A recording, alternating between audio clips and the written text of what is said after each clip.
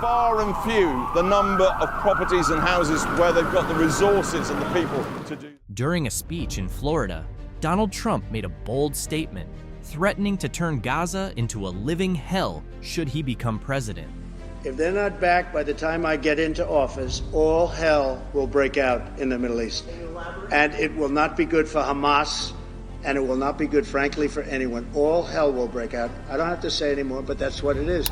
Yet, shortly after his remarks, the reality of hell on earth didn't manifest overseas, but instead unfolded right at home. Los Angeles, one of America's most iconic regions, was engulfed in devastating wildfires. The scale of destruction? Estimated losses spiraled into the billion of dollars.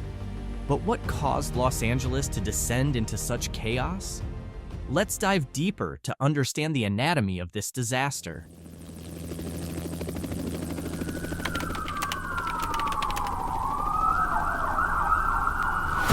has the potential for 200 plus acres in the next 20 minutes. We have a potential for structures being threatened in the next 20 minutes. A Los Angeles disaster movie roars to life. Whoa! This was like an 80-mile-an-hour blowtorch. I came out and I saw a fireball.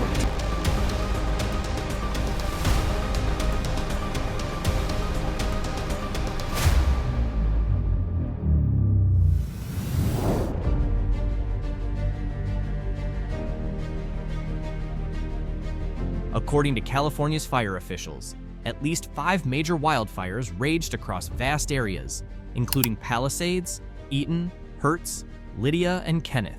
However, Pacific Palisades, an affluent residential area nestled along the northwest coast of Los Angeles and bordering Malibu to the west, suffered some of the worst devastation.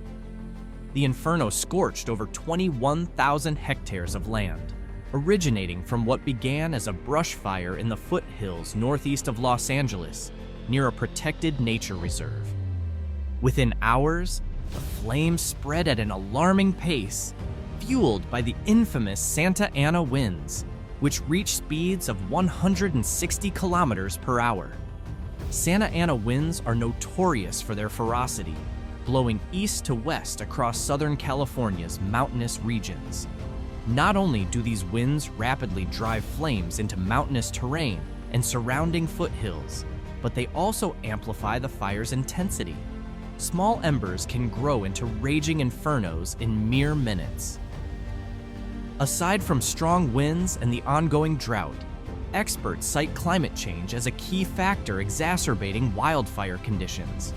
Since April 2024, the region's rainfall levels have dropped by an alarming 10% compared to the annual average, leaving vegetation dangerously dry and highly flammable.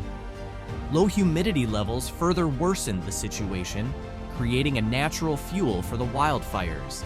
Together, these factors set the stage for a disaster of historic proportions, with some of the largest economic losses ever recorded in U.S. wildfire history. According to a report by CNBC, investment bank JP Morgan estimated that the economic losses caused by the Los Angeles wildfires had more than doubled by midweek, reaching nearly $150 billion. These figures are expected to climb even higher.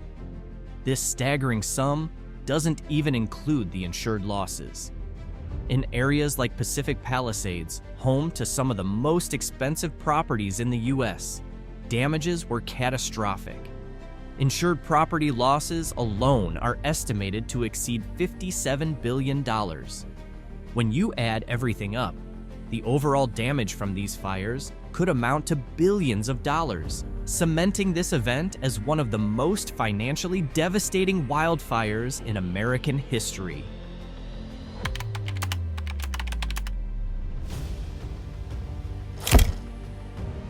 In addition to natural factors, several issues have emerged in the handling of the wildfires. Government officials have been pointing fingers and shifting blame for the disaster. President-elect Donald Trump wasted no time targeting his political rival, California Governor Gavin Newsom, accusing him of poor management in the state. Responding to Trump's accusations, Governor Newsom stated in a press conference that playing politics during a time when evacuation efforts were ongoing was completely inappropriate. At the local level, tensions were also running high. Los Angeles Fire Department Chief Kristen Crowley criticized Los Angeles Mayor Karen Bass, blaming the city's reduced budget for leaving the fire department without sufficient resources or personnel to combat a disaster of this scale. Chief Crowley specifically cited an $18 million cut from the department's budget as a major factor. The impact of these cuts became evident in viral videos shared on X, formerly Twitter, with one video showing firefighters using traffic cones to scoop water from puddles to fight the flames. The footage sparked outrage, with critics questioning why equipment had been donated abroad, while local responders were left under-equipped. In defense of her decision, Mayor Bass explained that the budget cuts were made during a difficult financial period. She insisted they did not affect the city's wildfire emergency response, but the increasing number of destroyed homes and rising death tolls fueled doubts about her claims. The crisis revealed deeper issues with Los Angeles firefighting infrastructure. Fire hydrants and water tanks, critical for battling the flames, fell far short of the demand. Although firefighters filled 3 large tanks, each holding 1 million gallons, it wasn't nearly enough to sustain the effort. Worse, reports showed that the 3 main water tanks in the Palisades area were completely drained early on, leaving responders with few options. The California Department of Water Resources sent 20 additional water tanks to assist, but the capacity was still insufficient. Aerial firefighting, which is typically one of the most effective methods for controlling wildfires, was delayed due to the dangerous Santa Ana winds.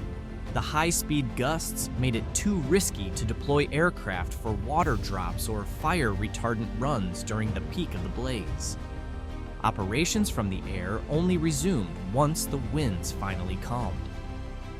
Firefighters from across the United States joined the effort, and international support poured in as well. In an unexpected move, Canada and Mexico, despite their political differences with the US, sent their own firefighting teams to assist California. Their help underscored just how dire the situation had become.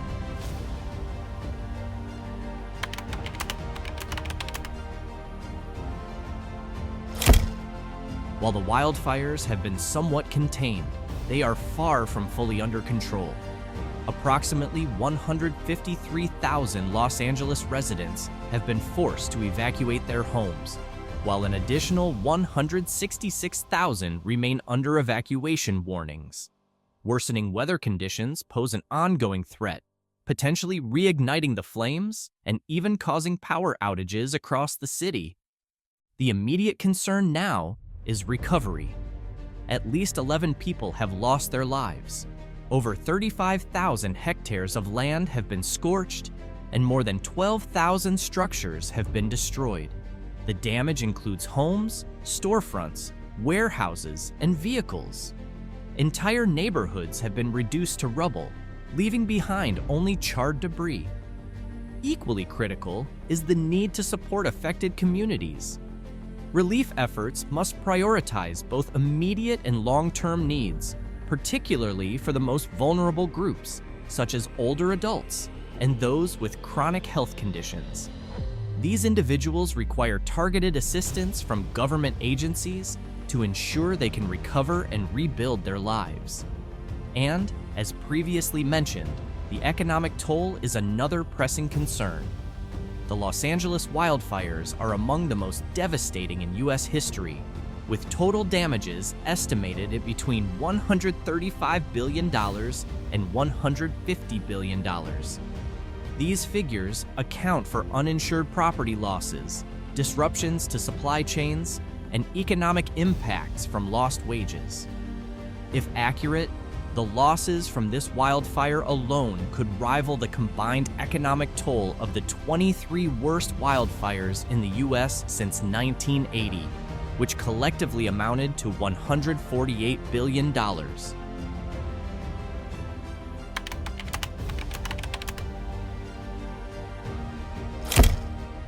The The catastrophic wildfires near Los Angeles have brought national attention to the growing crisis of wildfires in America. Disasters like these are becoming increasingly frequent, claiming lives, displacing families, and turning entire neighborhoods to ash.